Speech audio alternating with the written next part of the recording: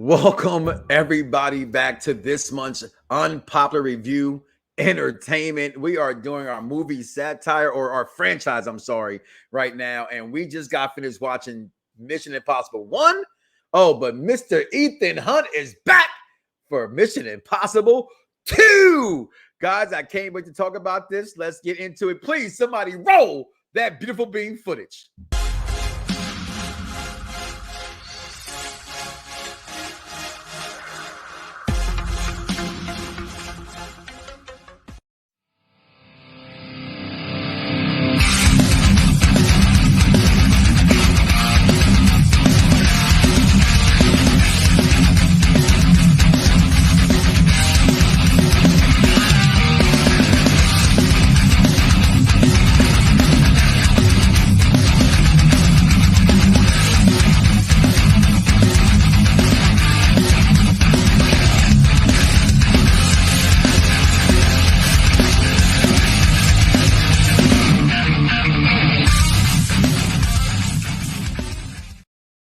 Oh, we are back. We are back. But I am not alone. I am your host, the Tribal Chief of Staff, Mike Knox. That's right, y'all. And today we're talking Mission Impossible 2, but I'm not alone, so I got to bring her in. What's going on, E Boogie?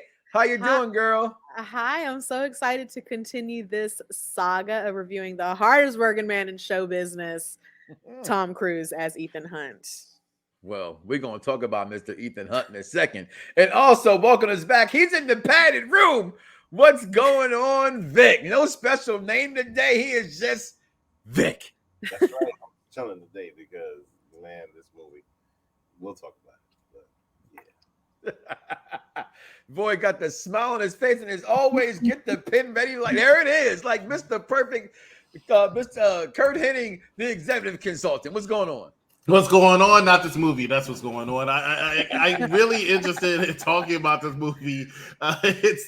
I saw this movie in theater, and it's exactly like I remember it. Unfortunately, I think this might be something we have to agree with. But people, listen, this is the second rendition, as Vic will say later, so I'm going to steal his thunder right now. Was this a money grab? It was the second Tom Cruise returns to play his role as Ethan Hunt, and the second installment of Mission Impossible 2.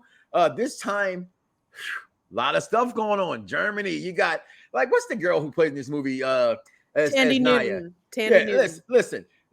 I know when she first stepped on the scene, for a while there, I was like, is that Robin Givens? And I was like, no, that's not Robin Givens. That's that girl right there. And his mission is made as possible due to the fact that he is not the only person after the samples of this disease. It's like the Ebola virus. It was probably Corona. All right. Chimera. COVID-19, whatever they wanted to call it before it happened. But as always, he got to get the gang to come all back to save the world, or his mission will be impossible. And it turns out this time around, it gets a little tricky, right? The victim, the one he's supposed to save, injects herself. And so now the clock is on. And you look at this movie, and again, the executive consultant said he saw this in the movie theaters. It's an action movie. Did it have a lot of action? I would say yes. It's Mission Impossible. It had a lot of special effects. I know Vic will point it out later because something that we don't know about, he does. But E, what you can tell me right now is your take from this movie in this second installment of, you love this, as you said on last week's episode, better than James Bond. Is it still holding up to Bond? Yeah, she said it, executive consultant. You should have saw my face too. Okay, but E, the floor is all yours, darling. I'm gonna just real quick, not backtrack or backpedal, but reiterate that yes, I do believe this saga and legacy of Ethan Hunt is much better than the James Bond legacy. One, because I'm an American and I'm very patriotic in this way, not very many ways, but this one specifically. And two, Tom Cruise, man, you can't deny it, Tribal Chief. You love Tom Cruise. He's definitely America's it girl and has been for quite some time. And this one, we definitely got to see a beautiful haircut, very early 2000s, edgy. He was super tanned, definitely cut up, shirtless, sleeveless, a lot of the film, but he just looked sleek and chic and awesome, and just very early 2000s, which was a good nostalgic time for me at this moment. this movie. Now, as I also said last week, this is the worst of the entire saga. Definitely not my favorite. I did not see it in theaters, but I am glad and not regretful about that. It's just maybe that would have done it some justice, but there was just something severely lacking here. Now, I want to add that I love the director John Woo. He directed one of my favorite films of the past and still standing one of my top films, which is Face Off. It's just very stylish, very it's just top tier as far as the casting and just what he does with them. It's just a perfect mwah of action I meant to give him and his kudos in drama. directing this movie too. Excellent. Yeah. Very, very, you can tell that he directed it because there's some like nice cues, slow motion, flying birds, whenever something super dramatic is about to happen. A lot of nice little jokes, little jabs between the characters, but typically friendly. And it's just, there's something about the familiarity that his cast typically has with each other that I love. Now, you know what? I'm not even going to get into that just yet. I think I'm reaching my moment. I had you. We are here. We you good. Here. But Vic, and I'm gonna take your last 30 seconds you have because oh, okay. John Woo directs this film. It's just wow, and you can tell, like you were saying, like the opening scene when they show Ethan Hunt hanging over the. I'm not sure if that's the Grand Canyon. Vic could correct me. It's just the shot itself. I also think he did Virtual Limit. Also, if you ever seen that movie, the aerial shots in that movie are just phenomenal. Vic, your takes on, was it even MI2 yet? No, it's Mission Impossible 2 still at this point. It is. It's definitely Mission Impossible 2 now. From what you could see from the very beginning, especially when he got the mission, that it was a money grab. It's like he's climbing the thing and looking extra cool. And then all of a sudden, like they come in a helicopter, and they come with the bazooka, and they shoot the glasses to him through the bazooka. It's like, all right, the Oakleys, yeah, like you know what I mean, like, and that just set the stage for the whole movie because it was just like, if I should be David, it should just be overboard because it just did too much. You know what I mean? That's really what it is, and I think that like they got so much hype from the first movie that in the second movie they decided to just OD. For no reason, you know what I mean? Because all these extra plot twists and all these, it was a roller coaster. With that being said, the visuals were great. From the beginning, like the car chasing scene when she was just like, "If you want me, catch me," and then all of a sudden, they end up over the bridge and then and they come and then they kiss and it becomes this whole love story now. Like, okay, you got to put something in there for the ladies. You know what I mean? So like. It was interesting. It was interesting, but like it's just too much. It was a lot. It's hard to keep up. And it was just people all over the place. The villains were okay. You know what I mean? They weren't necessarily the best. One thing that I did like is like that little twist in the end where, because I couldn't tell. I thought Ethan was actually caught. But like, and I'm just like, where the hell did you have all these masks? Like, where are you hiding these masks? That you putting a mask on this one, and then you got one for yourself, and how'd you all of a sudden get a mask of this other person? Like, oh, that shit was wild. You know what I mean? So certain things just didn't make sense. But yeah, it was literally just throwing technology around. Throwing all of this shit. You put a chip in her that nobody could see, but that you could see from all the way in the satellite and the fucking ends. It's like, wow, okay. You know what I mean? Like, and then mind you, in the early 2000s, I think, we had a really, really big terrorist scare after 9/11. Like, you know what I mean? So when it came to a lot of these things, it really hit home. So I kind of feel like they were throwing a little bit of that in there too. But yeah, I think that they didn't give this much thought. Oh, I'm done. Sorry. Actually, I controlled all that. I don't know. I think he was talking to somebody in his house that's just short and slow. What's up, David? But no, go ahead. Executive consultant, as you said. If he's not done, he can continue on. That's perfectly fine. I mean, I'm actually home alone, I was Okay. mimicking him because he did this. Oh, But I don't know. Don't let me interrupt you. If you want to go ahead and continue, I love mimicking people. But if you want to go ahead and go, that's up to you, man. Feel free. Because Why you gotta do that? Why you gotta do that? luckily, I talk very fast, and I have a lot to say about this damn movie, and I got to say it all in 3 minutes or less. So I'm going to tell you right now, if you want to go ahead and go ahead and go. I have a lot. Bottom line, And I'm also upset because somebody said this movie was better than Bond, so I gotta say my piece. so go ahead. Because I'm a Bond guy. Listen, go ahead, because you already took all the time and with the jokes. yeah. So you did. So just go ahead and like I said, to credit, it was how when I made the mid statement, it was taken out of context, but she was saying she's more of a fan of this genre than Bond. Trust me, I fought for it, but the time is yours, executive consultant. Misquoting, revisionist history. Talk, sir. It's not misquoting. I mean, you said it earlier in the beginning of the show. You said it's better than Bond. Now, I don't understand why you would think that this movie could possibly be any better than James Bond. James Bond is the reason why spy movies are popular. James Bond brought it to effect. Now, I will say this. This is a little behind-the-scenes information, right? When this movie was made, it was made to take over the James Bond fan base. It was catered to take over the James Bond fan base by taking advantage of the popularity of The Matrix, right? This is I'm sorry. This is made from the 50s, 70s TV show. I'm sorry. Correct. Mission But the Impossible. format of this movie. Oh, to go against the Bond movies. Yes. Correct. This Absolutely. particular saga. No, right. No, the whole movie franchise came back to battle Bond. I'm Correct. well aware of the TV show. I liked the TV show. The movie franchise, however, no, because it went into that direction. It's not James Bond. It should not try to be James Bond, right? The fact that he fell in love with a girl in 2.2 seconds, right? Faster than the damn sunglasses self-destructed, I thought was a little bit ridiculous. Batman. Right?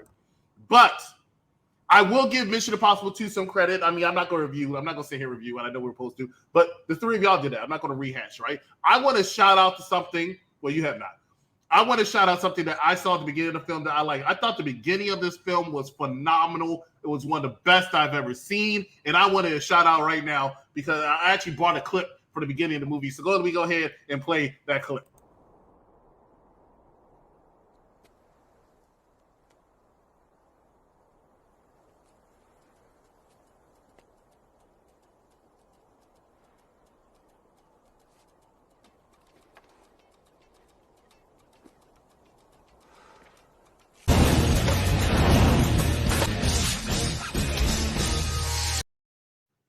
Fantastic, right?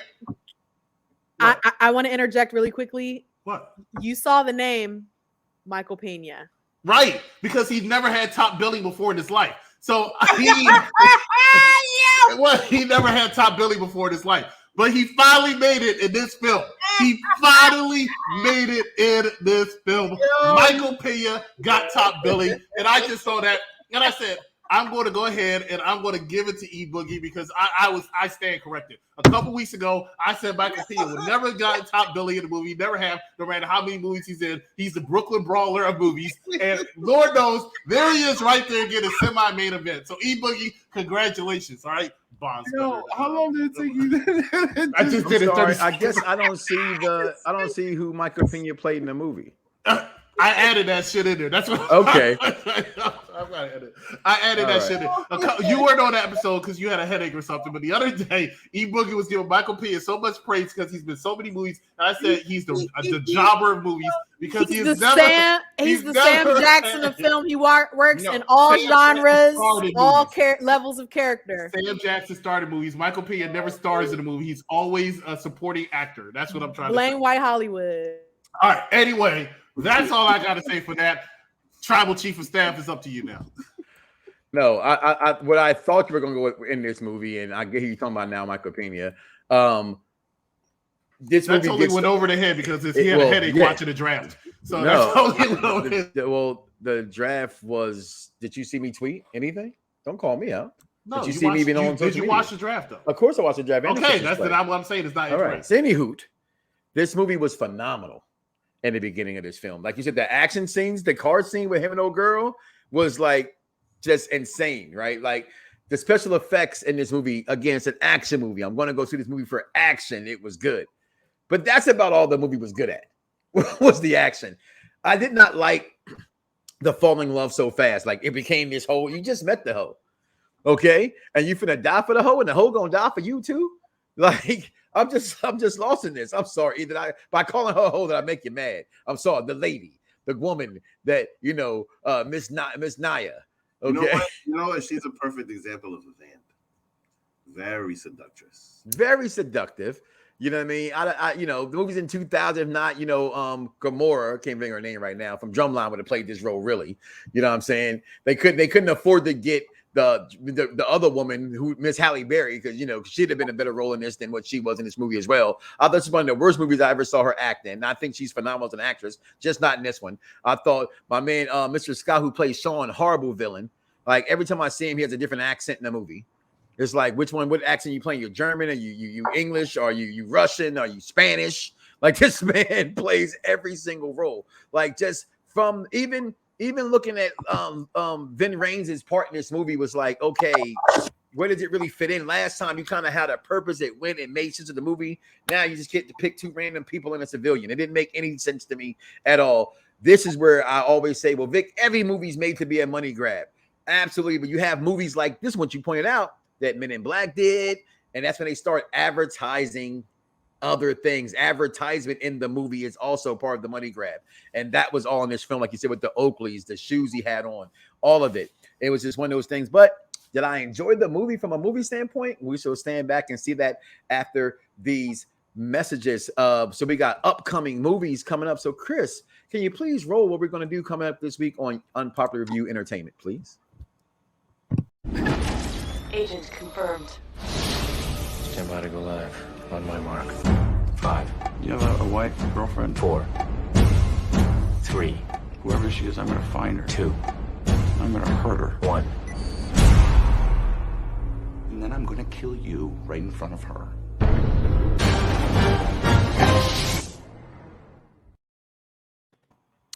And that's Mission Impossible 3, which I think And that is starts the greatest one in the franchise. To me, this is what actually picks this franchise up. And also, girl. You're right. And also coming up, we just don't have a video of it, but pause real quick. I'm going to actually edit the trailer in, so act like it played. Okay, yeah. So Daddy's Little Girl is all in this movie. Can't wait to see this as well. Can't check that out later today as well. And also this month, are we talking about that as well? We're gonna saw it there. So with now we are back. I guess it's too far ahead. I guess I don't have any graphics for it, so I don't want to do it. You can mention it. I just Okay, well we have coming down the line. We got John Q coming up, right? And have you decided, E, what your movie be? So that basically, out there listening, so the theme of the month this month is strong Black father. So as you see, my first pick is up, Daddy's Little Girl. We got Vic pick John Q. See, Daddy's Little Girls. Okay, sorry, took it personal. Sorry. We got John Q. I will not bury my son. My son will bury me. Okay, a Denzel movie. We also got E. What would your pick coming up?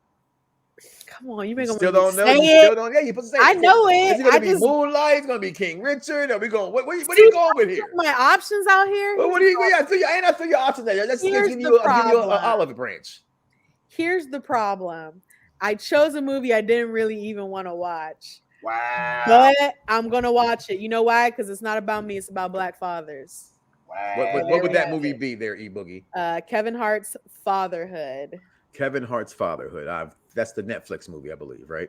I think I've seen that correct. Horrible film. And executive consultant, what would your pick be? Not my. It was at the time when Bill Cosby was at his heights before he went to his low.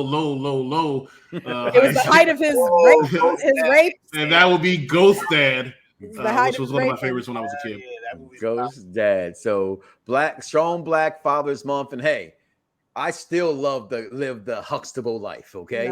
Minus the touching, the pumping, want a Molly, touching, rubbing, like Trey Songz. So we're gonna move on from that, guys. And here's where I like right now, guys. We've talked about this film. We've talked about what we like, what we didn't like about this film, or our thoughts about the film. Rather, let's talk about the likes and dislikes about this film a little bit more. So, were there anything in this film, executive consultant? I'll start with you, that you can say you said you went to the movies to go see this film, right? It's an action film.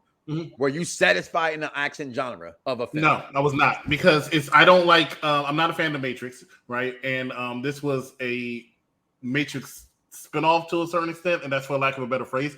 I'm not a fan of the old. Let's do the slow motion on every little thing. It just drives me nuts, right?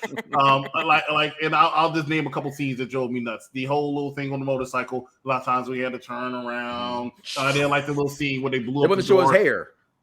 Well, that reminds me of this scene. John Woo, so when they blew up when he blew up the door, Woo, yeah. right? When he blew up the door, and the guy was looking at with the fire of the door, and he just walks by all casually, cool. You know, I'm like. That's really? John Woo. That's John Woo's style, though. I'm not a fan of John Woo's style. Okay, racism. I've never been a fan of John Woo's style. You didn't like. So you didn't like. You didn't like Aquaman. Actually, Aquaman I thought was one of the weaker DC films. Wow, that's one of the greater visually, DC films. I thought visually it was a stunning movie. Most DC they films. copy Black Panther. Visually it was stunning, but the movie itself I wasn't as thrilled with. But I'm just not a fan of his style. I didn't like the storyline too much. I said it before. I didn't like the fact that he fell in love with this woman in like 2.9 seconds. It just didn't make sense to me. So the villain was a lot stronger than I give him credit for. But it just was not an enjoyable movie overall to me. But like I said, I'm not a fan of this franchise. And actually, after the third one, I really stopped watching. Wow. So, what? Yeah. That's when it got back on a roll. Yeah, the third one was amazing. Well, I will say this. Spoiler alert. I actually did like the third one. The third one I actually really did like. I just wasn't going to give 4th, 5th, or maybe a 6th. I don't even know anymore. 7 is coming out. Okay, so I didn't want to give 4, 5, 5, and 6 an actual chance. That's the problem. But 3, I actually thought was pretty good. That's a spoiler alert, but we'll talk more about that. Somebody gave you a chance, and here you are. Vic, your thoughts? You taking any cool tech? I thought you were going to mention the voice thing also with the mask, because when I saw the mask, when I saw the mask, I thought about Xantar and them from G.I. Joe, the twins. That's what I thought about when I saw them taking off the mask. That's what I relate every spy movie to, G.I. Joe. You know the crazy thing with that though is just that that was so cool in the first movie. I feel like they did overkill in this movie with that. Yeah, everybody had a mask. That's the thing, because it was just all over the place. It just became common now, you know. And mind you, especially that part that I was talking about earlier where he did the switch. And it's just all right, where did you have this mask of his face and your face and his balls axe? That's what everybody had a mask of keep him right down there. They keep him tucked in the balls axe. Yeah, so because the same place you had that grenade in the asshole and all this stuff. Like now, because you know what, it felt very Super Mario World, because you know, like Ethan was just running around. Talking about with the weirdest analogies, man. I don't know where you got that from, but somebody was shrooms. Like, what happened, bro? Save the princess. Because the princess has consistently got to be saved from one thing or another. Gotcha. The whole thing in this movie, you know what I mean? Amazing, man. And then in the end, he killed King Koopa and saved the princess, and then got the remedy, and then him and the princess was happily ever after, walking around Sydney Park. You know what I mean? All they needed was Yoshi running around, but it was good. Well, Mario Brothers don't have a sex scene. I mean, they don't need. Hey, because I'm in the belief that, and I know E-Book and we talk about this off air, that Hollywood gets roles that they can have sex with them in real life. That's just my belief. Like they pick like Tom, Leonardo, Will, all the great top ones that rock. They go, okay, which leading lady do I want? Okay, yep, yeah, I'm gonna get her. How you think our girl who plays I love her, can't think of her name right now. You know what I'm talking about? Harley Quinn got them roles. Look what she went through. She went through Will. She's a good actress, and I wouldn't. But she came out of nowhere in her first 2 movies were two of the biggest. That's how acting happens. That's how acting happens, but we can't talk about no more because Harvey Weinstein's in prison. That's how acting happens. That they do favors. In part. Yeah. That's true. You gotta have talent. I just wouldn't discredit any. Oh, I'm not discrediting making her not ability. At all. You have to still be able to act. That's not what I'm saying. So you don't put words in my mouth, feminist. Okay, I don't interpret. Now this is your genre. You picked this movie. You said it's better than Bond. I'm gonna say this one last time because so it can be on again, so like you said before the show, Mike. Men don't listen. So I'm going to say this one last time. I said this Ethan Hunt Mission Impossible Saga is better than, to me, Bond. All the Bond saga is I just don't see how better that's to any me. difference in word verbiage. It still says better than You're Bond. because earlier Chris tried to say that I said this movie, which I also said was the worst. No, right. I knew what you meant when you said you're still saying Hunt. I know you know what I meant. There's bad Bond And yet you still misinterpreted what I said. That being Any said, Mission Impossible is not better than James Bond. that except being for the said, last James to Bond movie. you, to you, To me, I'm the only one that matters. to you. To me, I'm the only one that matters. We can do this all day. Anyway, I'm not disagreeing with you. Right. and He's actually agreeing with you. And you shouldn't. So You can't I'm gonna win get this. into what my favorite piece Yeah. of this garbage was. Yes, this I saw garbage. guys. Because this installment of this legacy of Ethan Hunt and his many adventures was just subpar at best.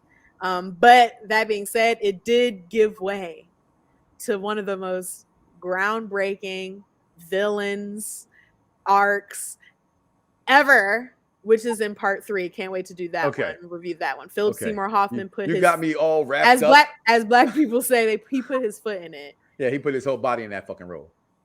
And Jumped he in is, that and bitch he and was swam plus, with it. and he was a plus size man.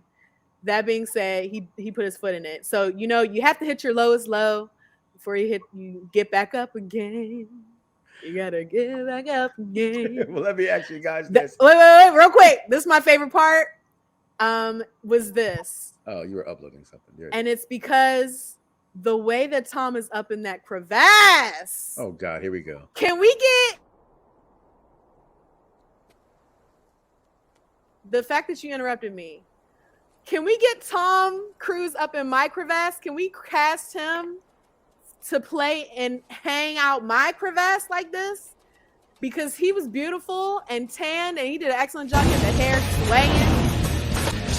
I'm gonna keep on talking. I don't care about this. You should keep talking. I'm gonna keep on talking. Oh, but listen. Yeah, that's what I love. He was amazing. He looked great, and he was in the best shape of his life.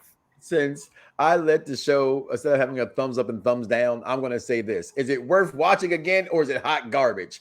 I'm going to go to you, E-Boogie. Worth watching again or hot garbage? It's 2 nipples down for me. It was not good. I was not gagging. I was not gagging. I was not erect.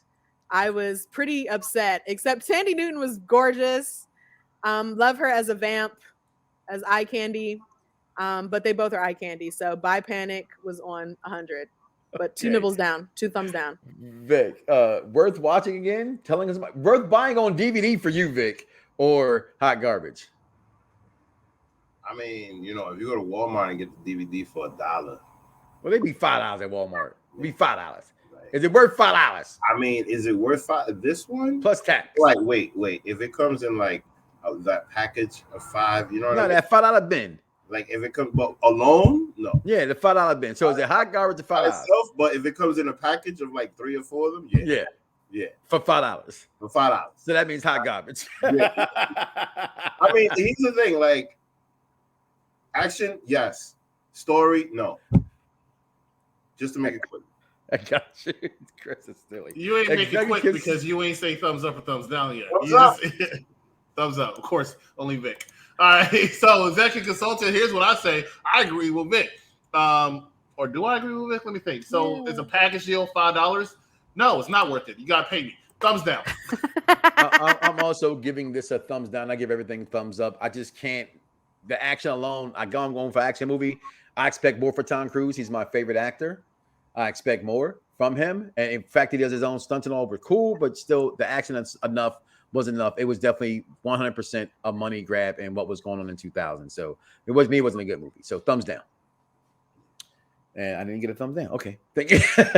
So with that being said, people out there, listen, like, follow, and subscribe. Unpopular Review Entertainment is your entertainment needs for all your movies, TV shows, sports content, you name it. We got it. Comment below. Let us know. Smash them likes and follow Daddy's Little Girl next week program as well. We are out of here. Peace.